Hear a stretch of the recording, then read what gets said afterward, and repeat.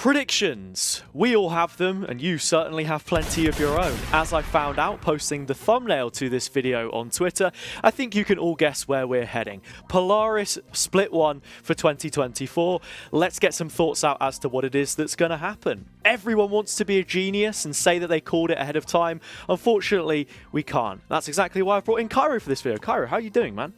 I'm good. And do you know something? I feel as if I've got a good record when it comes to this, so I'm really excited to once again put my knowledge to the test.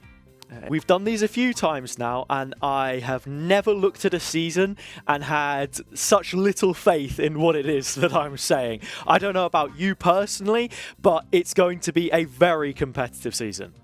Yeah, mate, I genuinely could see anybody finishing top, and I can't believe I'm seeing this, but even like Tyce's core with the additions that they've had, I genuinely could see them like upsetting a few teams. There's a lot of dark horses in this league. Okay, let's not get into it too heavily. I think maybe the gap at the top of the league has diminished just a little bit, but yeah, in terms of the underbelly, yeah, a pretty close-knit group.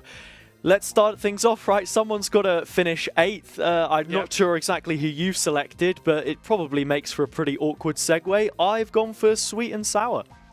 Oh, well, I went for a Pinot Orchestra. Okay. Well, I mean, I'll go first and explain my choice.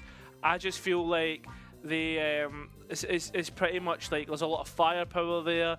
I just feel as if they haven't gone up against the pure quality, and like when you go up against it, the greatest example of that would be Formulation, and every time Formulation have had the better of them. So that's where my head's going, and that's why I think they go in at 8th. A young roster will get a lot of learning from this split, but I just do not see them getting better than rock bottom. Yeah, I find that so interesting already. We've split our separate ways. It's not exactly going to cut down on the video timer for this one. Yeah. I've gone for Sweet and Sour for similar reasons, I suppose. For those who don't know what this team is, it's the ex-Genkai that qualified in 2nd place from the Beacon Open about halfway through last year, or May time even it was. It's been a long wait for these guys to get into the server, and they have remodeled since then. You still have the core of this team, Famzam, Tyce and Creamy Dreamy, but Tempo's come in alongside Aethan. I'm really excited about Tempo. Oh my Jesus Christ. I'm really excited about Tempo personally. I think that he looked really good on Next in Line. He's a young player with a bright future ahead, but it might be a little too soon for him to make his debut at Tier 2. Or at the very least, it's not going to be one which I'm seeing there be too much success from a team perspective. Individually, yes, great opportunity, but for me, this team needs a little bit more guidance. It's one of only 2 rosters in the league that doesn't have a coach with them as things currently stand. And while a lot of good ideas were being produced, they did look reliant on their individuals at times, which I think is also a comment to be made about a couple of these rosters. But for those reasons is why I've put it in 8th. Again, tough decision to make. I think nobody's going to be particularly happy with their position on this, right? You can't please everyone with the decision that you make because it just does look so close towards the bottom end. Yeah, I think it's going to be close from 8th to about 3rd, I would say, Hazza. And yeah, I mean, we're not here to please people. We're here to give our predictions and our honest answers. Moving swiftly onwards, 7th. In terms of what you've got down for this one, Cairo, I'd like you to go first. Yeah, I've got a double finished relegation, Hazza. I'm not going to lie. I have the only Finns going down next. Wow. I don't know what it is, man. I just like they just feel as if every time there's like a change in OnlyFans, they're losing firepower. I think like with Polvi missing or Polvi going like that's a big asterisk. You couldn't keep a hold of Polvi forever. Whether that was going to be a salary Tier 2 roster at the upper end, a challenging Ascension, or whether that was going to be a Tier 1 roster, which it ended up being. I feel as if losing out on Vubit. Like the guy was a gunner, man, and they're bringing in Limpy, who has had question marks on performances previous. I just don't know, like with such a small pool, I don't know where the future lies with OnlyFans. I would love to be proven wrong because I love these guys. I love Nixon. I love everything that they've done in the past couple of years, the story, but when it comes to who's being added and what's going to be lying in wait for them, I just do not have hope, and that's where I'm worried. For me, I have a lot more faith in OnlyFins, so I'm not going to place them down there just yet. My take here, and this could come back to bite me, I definitely see a world in where they perform better, but I share similarity with quite a few of the lists that people submitted under the tweet, and that's Hookahs in 7th place. I have Hookahs in 7th because if this had been a year ago, you probably would have seen them challenging for a playoff spot, if not 2nd or 1st place against some of the other teams that you have in this competition. However, if we're being realistic, it's that same group of players and the progression hasn't been made. You had the roster in the off-season, which contained both Clusia and Fexe, Fexe being in that initial Hookahs that we saw right at the start. They didn't keep on with it. Most of the reasons why I want to have an idea that they could push further up would be through Sunshine, Nile, Mishu, the original names that were a part of this team. Yeah. They went their separate ways when Vamanos came in. The majority of that team is now gone. Nile is the main reason why I'm feeling bad to not push them up a little bit higher, because in terms of a controller, Viper, Killjoy hybrid player, he's a brilliant anchor and someone who always puts up huge numbers. My main concern is David and Lethal. I think there's the potential for these guys to rekindle and capture that previous form that they had, but my biggest concern is that David hasn't played an official in a long time now. I think it is coming up on about a year anyway, or one of the earlier splits that he had with Hookahs when they were sat in dead last. And if he is able to really lock in and feel comfortable in this team environment, and that it's one that's going to be beneficial for him, there's every chance that they can do well. But right now, I just have too many concerns about them to put them any higher up. I think, to be honest, Hazza, when it comes down to like the 4 teams already mentioned, I think those are like the top 4 favourites to be in those spots, and I think like you could interchange and like kind of move it around, and the picture looks slightly different, but still the 4 teams that are involved are at the bottom of that pile, and that's what I see happening, and I have to like kind of agree with everything that you've said so far. Now we're going to move on to 6th, so safe from the relegation positions, but still not having the strongest of seasons and looking towards a better split 2 in their eyes. My pick for this one, I've actually forgot what I was going to put down. What the fuck am I even saying, man? Just vibe it, mate. Just vibe it. I can't vibe it if I don't know what I'm going to say, Kara. I think that's the issue. This is one which we have deliberated over quite a little bit. I had to take a moment there to compose myself and remember who it is exactly I had slotting in. For me, though, I'm going to go with OnlyFins. I'm surprised to have them this far down, Cairo, but I think it's great that we opened the conversation that you already started once again here.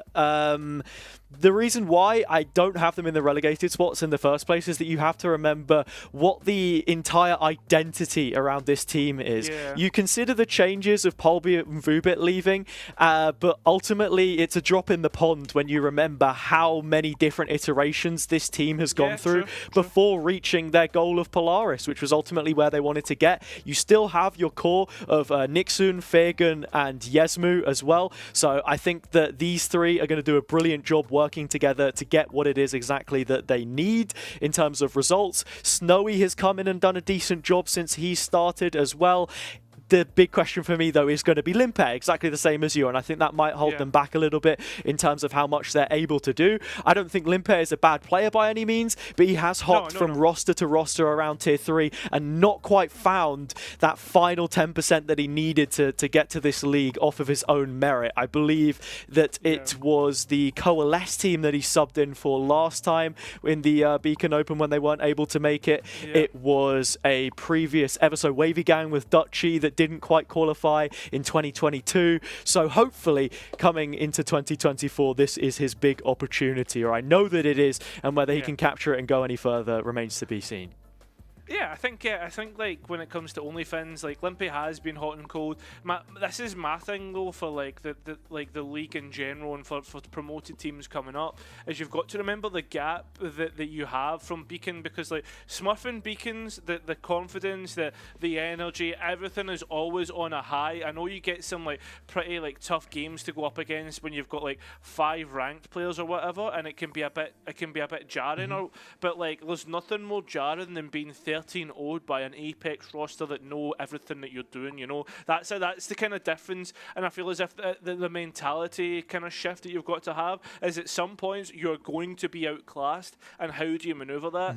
Again, it's a totally different aspect, and that's why I've put Hukars in 6th, because I mean, again, I don't know, man. I could have picked anybody. Hukars, I went for 6th because they know the league. I was going to put them 5th.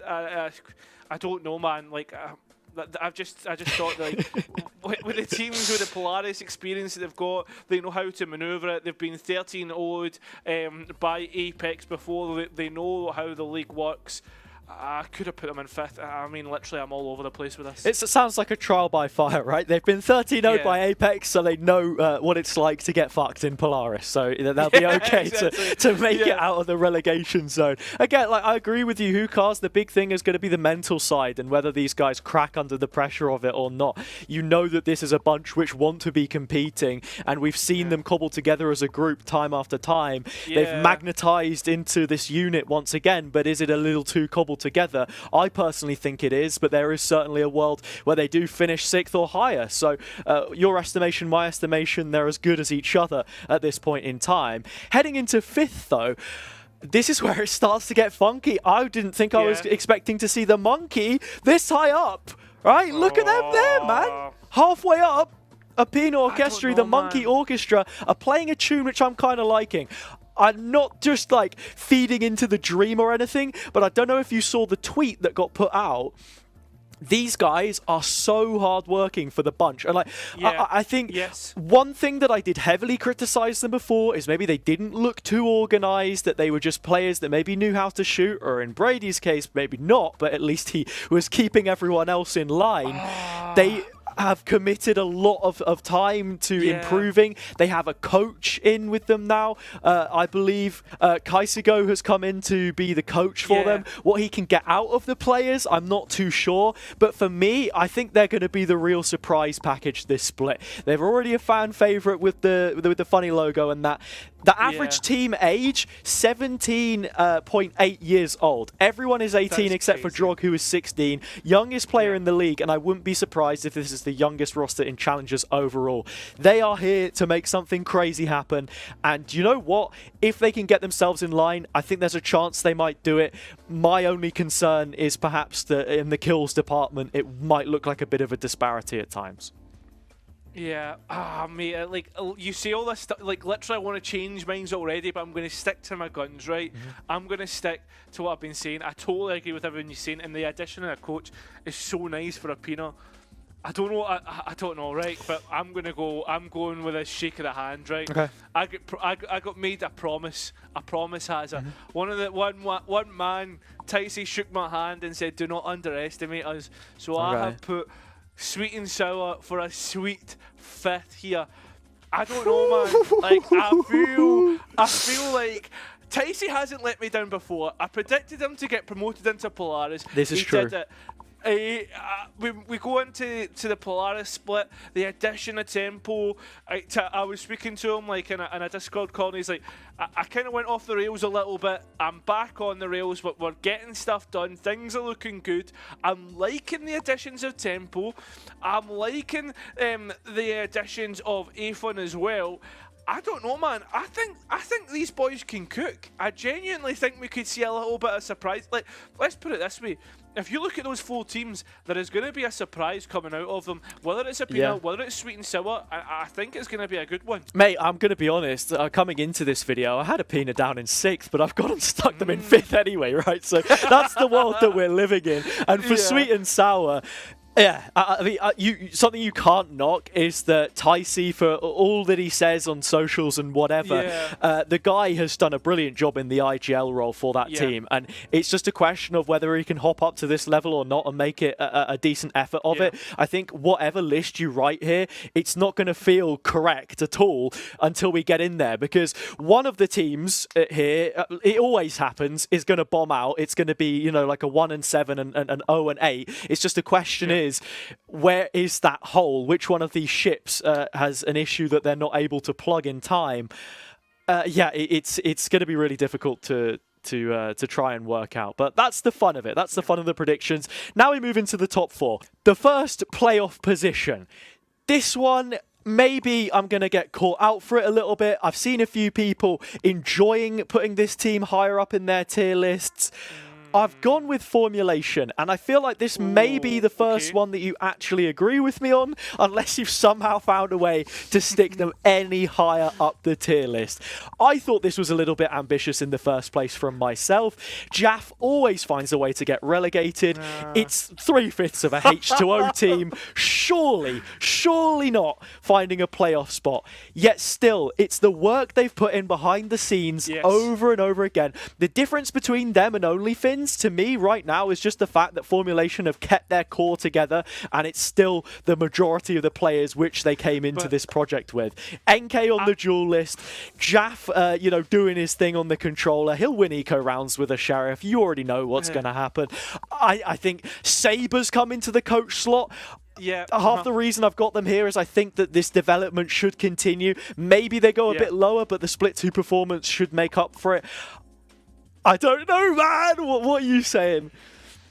Listen, I'm not going to comment on Formulation because I'm going to come back to them later on. Okay. I'm going to come back to them later on. Yeah. I can't believe I'm doing this because I'm doing some of my boys dirty. I have put Human Tripwires in 4th. Ooh. I have put them in 4th. And the reason why, right, it's based on the off-season. Yeah. I think this roster has the capabilities for an upset in first. I think that they have the potential to do that, especially with like everything they've been working on. But every competition that they played in, they didn't have Transformer, and like I think even though you're missing your IGLs, you should still be able to kind of fall back on your, how would you put it, your protocols, the way you simply want to play the game. And every time I watched them, Hazza, they didn't convince me. They unfortunately did not convince me, and I felt as if they should have been better. They should have been like dominating games, especially how they finished split 2 last season with the Apeks finish. I don't know, man.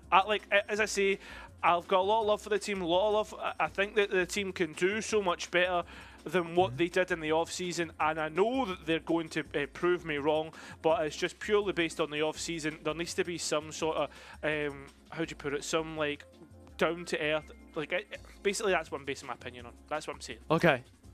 You painting the picture of Human Tripwires for me has almost made me want to stick them a little bit higher. But, in fact, it segues me quite nicely into placing them third. Third still is a good position. You have to remember, these rankings are for the regular season, so things could change in towards the regular season, actually. You know what? Fuck it. I'm putting them in second, man. I'm going to put Human Tripwires in second. You skipped third? Yeah, I have skipped third. But I'm going to put them in second, and I'll tell you exactly why. I'm going to put them in second because ultimately I think it comes down to the game against Metasport. I'm filling out my top 3 right now. I'm filling out my top 3 right now. Metasport are going in third. I think the pickups that they've made are absolutely fantastic. It will have galvanized this roster to a point in which you are competing for playoffs and you're competing for the title, essentially. By the time you get into that playoffs, it's a completely different beast, and we'll have to see what evolution of the roster we have from that point in time.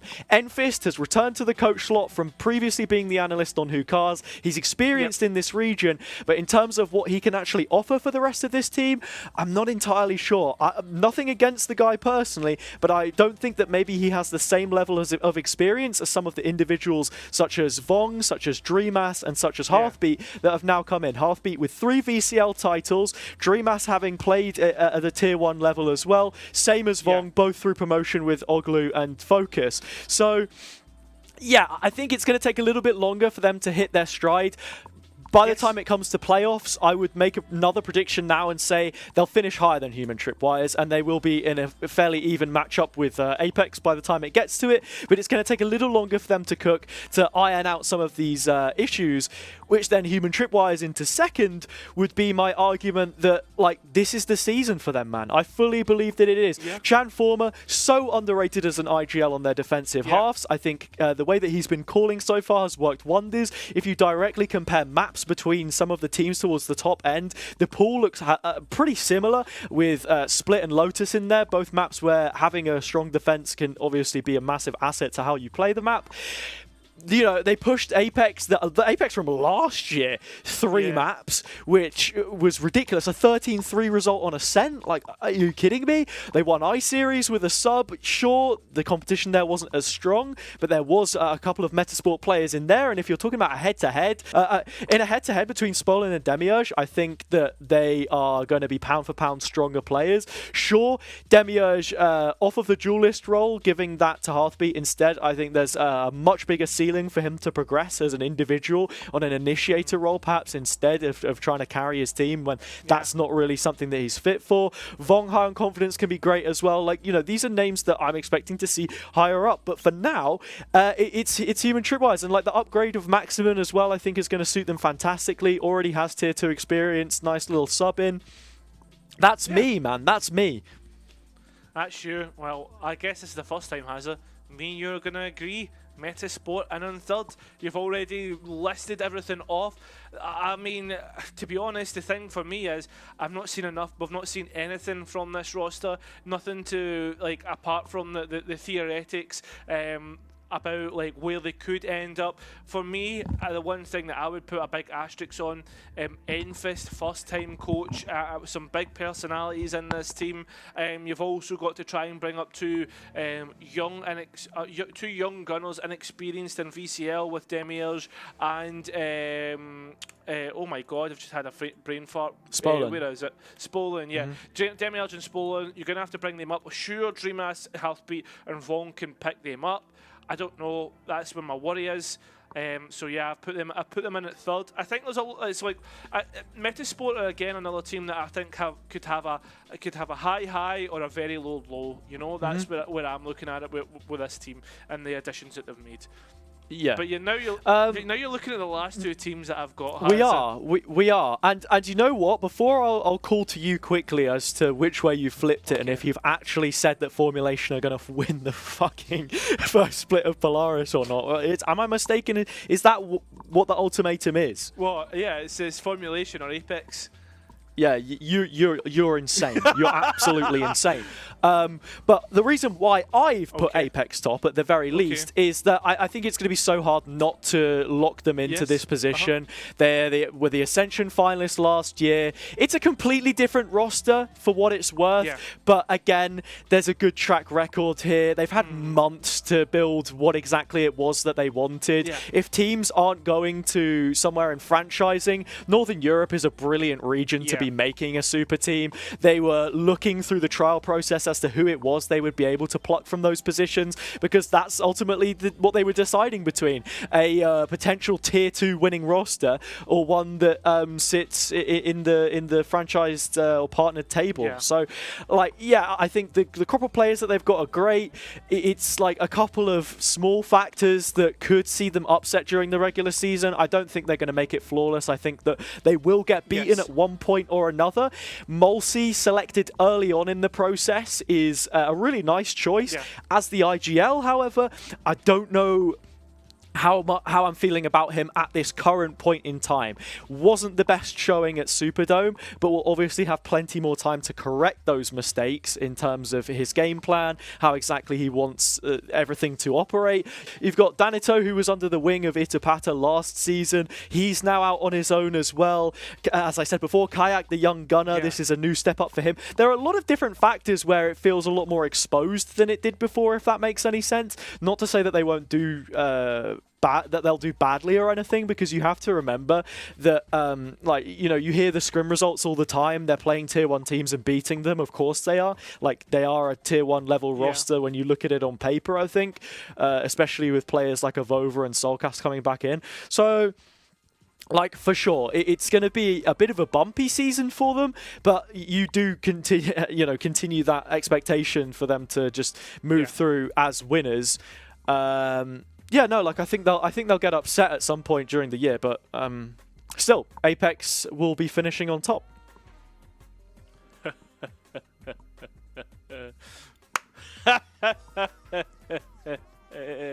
It's time. What have you done? Hazza. What have you done? It's time. What have you done? It's What have you time. done? I'm going for it. What have I you went done? for the ultimate gamble. I went for the ultimate gamble, Hazza. I have put Apeks in second and Formulation in first. Oh, lol. Listen here. I'm gonna faint. Listen here. Right. We're going with the number 1 spot. Why? No, so we're going with number 2. Why Apeks in second? Right. This is a bit of a. You know what I mean? I'll accept it. I am huffing something here. I went for Apeks in second because I think, personally, they don't have as much firepower as what everybody thinks. Like, I feel like... It's Formulation! Listen, let me speak. I feel as if... You think NK v Kayak, he's winning that? Mate, I'm thinking Semburn, bro. I'm thinking Semburn. Like, this guy can just beam you through walls, and that will mould teams. That will mould you. And in a best of 3, Formulation have shown the goods. That's not the reason why I put them in first. The reason why I put them in first is Sabre. I think that Sabre will grow this roster more and more to a monster which people will not expect to come out of the kind of the chopping blocks, you know. That, like, I will be honest, right? I have kind of cooked this up as a bit of a bait. I think that this is the potential what everybody can have, but I also totally agree with Hazza's thingy. I totally agree with you that Formulation aren't going to win, but I have made them win anyway. Look, Cairo, this is what I was saying earlier. Anyone would love to be. Anyone can go ahead and make a crazy prediction, and if it's right, then you know you'll be heralded as the smartest guy ever. But for now, you're a heretic, and even if you do get it right, I still think you're a fucking idiot. Like, but look, I don't know. Out of the two of us, who plays that role the most? It's me. I am the idiot. But you will not call me an idiot when Formulation Gaming are number 1 spot out of the regular season. That's what. Thank you everyone so much for watching. Remember to leave a like on the video because my videos aren't getting any likes. Give him a like and watch the whole thing and share it with your cat, share it with all your friends. I'm trying to get affiliated on YouTube. Can you leave us a sub as well if you've not subscribed already? But I'll stop harassing you now. Enjoy the rest of your day. Leave your predictions in the comments below as to who you think is going to win. Hit the bell and I'll see you next time. See you tomorrow.